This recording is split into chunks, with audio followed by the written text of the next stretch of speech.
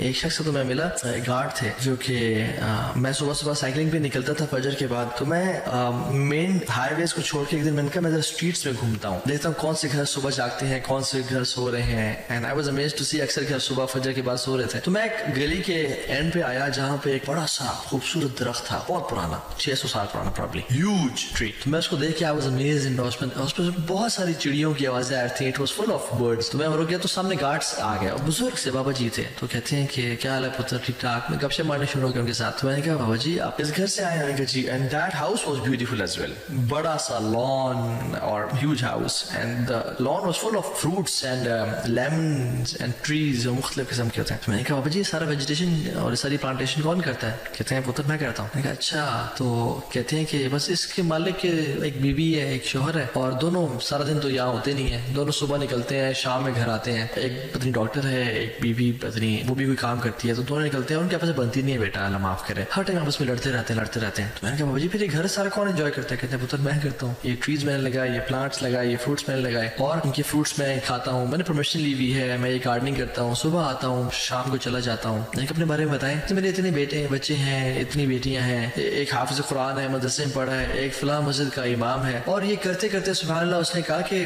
اللہ کا بڑا شکر ہے جی، اللہ تعالیٰ نے بہت نوازا ہے. I live a beautiful life. And I was like سبحان اللہ یار، this guy is rich, this guy is enjoying his life. اللہ تعالیٰ نے اس کی زندگی میں کام اس کے سمیٹے ہوئے ہیں اور اس کے لیے آسانی کر دی ہے. من اصلح سریرتہ اصلح اللہ علانیتہ، جو اپنی تنہائیوں کو پاک کر لیتا ہے اللہ تعالیٰ اس کی پبلک لائف، اس کا جو امیج ہے اس کو بہترین بنا دیتے ہیں. پہلا اصول کیا تھا؟ جو آخرت کے لیے کام کرتا ہے اللہ دنیا کی تمام رسپانسبلٹی کی ذمہ داری لے لیتے ہیں. دوسری جو شخص اپنی پرسنل اور پرائیویٹ مومنٹس کو پاک رکھتا ہے، ان کی اصلاح کر لیتا ہے، اصلح اللہ علانیتہ، اللہ اس کی جو امیج ہے، جو اس کی پبلک لائف ہے، جو لوگ اس کے بارے میں سوچتے ہیں اور جو ایک اس کا پرسپشن ہے اس کو ٹھیک کر لیتے ہیں اور اس کے لیے آسانیاں کر دیتے ہیں لائف میں. امام غزالی رحمہ اللہ احیاء علوم الدین میں واقعہ لکھے آتے ہیں کہ عبداللہ بن دینار اور عمر خطاب دونوں جا رہے تھے. سفر کرتے کرتے رات ہو گئی، پڑاؤ ڈالا، ایک بکریاں کو چروانے والا آیا، کہا کہ ایک بکری تم سے پرچیز کرنی ہے ابھی. انہوں نے کہا جی ٹھیک ہے. مختلف روایت آتی ہیں اس میں، کچھ میں عبداللہ بن عمر کا بھی آتا ہے، کچھ عمر بن خطاب والی اوتھینٹک ہے. تو کہا کہ ایک ہمیں دے دو بکری. انہوں نے کہا نہیں، انی مملوک، میں غلام ہوں، یہ شیپس میری نہیں ہے، میرے آنر کی ہیں. تو عمر بن خطاب نے اس کو ٹیسٹ کرنا چاہا، کہا کہ دے دو خیر ہے، اور جب تم مجھے دے دینا پیسے لے لینا. اور اپنے مالک کو بولا کہ بھیڑے کھا گیا تھا، آفٹر آل ایکسیڈنٹس ہیپن. تو اس نے کہا اچھا ٹھیک ہے، میں مالک کو تو یہ بول دوں گا، فماذا اقول للہ،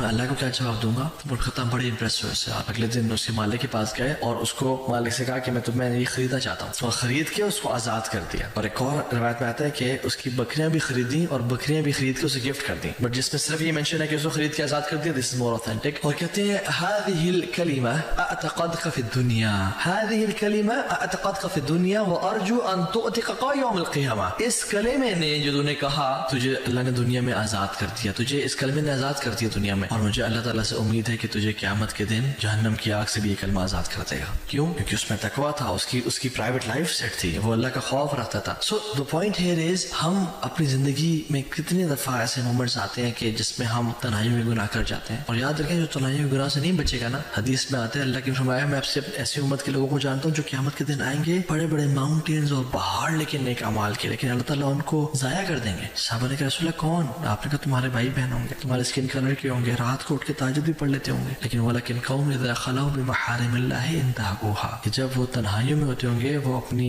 اللہ کی حدود کو کراس کرتے ہوں گے، گناہ کر لیتے ہوں گے. کیونکہ اللہ تعالیٰ وَنَعْلَمُ مَا تُوَسْوِسُ بِهِ نَفْسُهُ وَنَحْنُ أَقْرَبُ إِلَيْهِ مِنْ حَبْلِ الْوَرِيدِ، ہم اس کے شارق زیادہ قریب ہیں. قُلْ إِن تُخْفُوا مَا فِي صُدُورِكُمْ أَوْ تُبْدُوهُ يَعْلَمُهُ اللَّهُ، چاہے تم چھپاؤ یا چاہے تم ظاہر کرو اللہ تعالیٰ جانتے ہیں اس سے. الَّذِينَ يَخْشَوْنَ رَبَّهُمْ بِالْغَيْبِ، اللہ ان کو محبت کرتے ہیں، ان سے اللہ ان کو پریز کرتے ہیں جو تنہائی میں اپنے رب سے ڈرتے ہیں. مَنْ خَشِيَ الرَّحْمَنَ بِالْغَيْبِ وَجَاءَ بِقَلْبٍ مُنِيبٍ، اللہ کو محبت ہے لوگوں سے جو تنہائی میں بالغیب پرائیویسی میں اللہ سے ڈر گئے. اور جو ہم آج بڑی دین کی باتیں کرتے پھرتے اور اچھے بنے پھرتے ہیں وہ اس وجہ سے نہیں ہے کہ ہم گناہ نہیں کرتے. ابن قیم الجوزی کہتے ہیں کہ know that if people are impressed with you in reality they are impressed with the beauty of Allah covering your sins. وہ اللہ کے ستار ہونے پہ کی بیوٹی پہ وہ خوش ہیں کہ اللہ نے تمہارے پہ بڑی موٹی چادر ڈال کے رکھی ہے. and Allah یاد رکھیں can make anything public. زکریا علیہ السلام کو دیکھ لیں، ان کی اکیلے اور تنہائی کی دعائیں اللہ نے پبلک کر دی.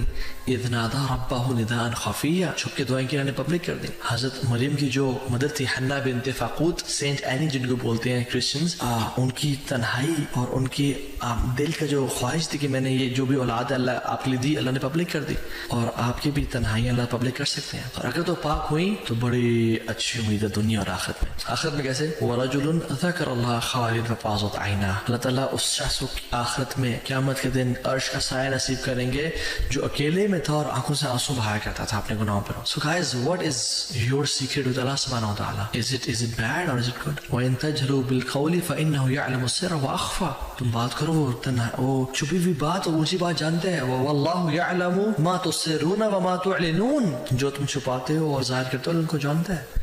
مالک بن دینار رحمہ اللہ کہتے ہیں کہ تمہارا جو دل ہے نا, ہارٹس لائک پاٹس, اور جو زبانیں ہیں وہ اس کے سکوپس ہیں, وہ چمچے ہیں. جب انسان بولتا ہے تو اس کی زبان وہی نکالتی ہے جو اس پیالے میں ہے. تو ہم دیکھیں ہمارے دل میں اللہ کی محبت ہے, اللہ کا خوف ہے. اور رسول اللہ صلی اللہ علیہ وسلم کی امیزنگ حدیث میں اللہ کے نبی نے پوچھا کہ یا رسول اللہ صلی اللہ علیہ وسلم ما افضل ما اوتی الرجل المسلم, سب سے بہترین کیا چیز ہے جو کسی مسلمان کو عطا کی گئی ہے؟ ہمیں فرمایا الخلق الحسن, بہترین اخلاق. اور پھر کہا وما شر ما اوتی الرجل المسلم, یا رسول اللہ شر سب سے بری چیز کیا یہ مسلم کو دی گئی ہے؟ آپ نے کہا اذا کرہت ان یرى علیک شیء فی نادی القوم فلا تفعله اذا خلوت, کوئی بھی کام اگر تم پبلک میں یا اپنے گروپ کے سامنے کرنے سے ڈرتے ہو نا تو وہ پرائیویسی میں نہ کرنا. یہ سب سے بدترین چیز ہے جو ایک انسان کرتا ہے کہ لوگوں سے تو وہ حیا کرے, یستخفون من الناس ولا یستخفون من اللہ, مگر اپنے اللہ سے نہ حیا کرے, اور لوگوں کے سامنے تو اپنا امیج بڑا زبردست رکھے اور اللہ تعالیٰ کے سامنے گناہ کر دے. اور ایک اور حدیث میں آتا ہے ما کرہ اللہ منک شیئا فلا تفعلوا اذا خلوت,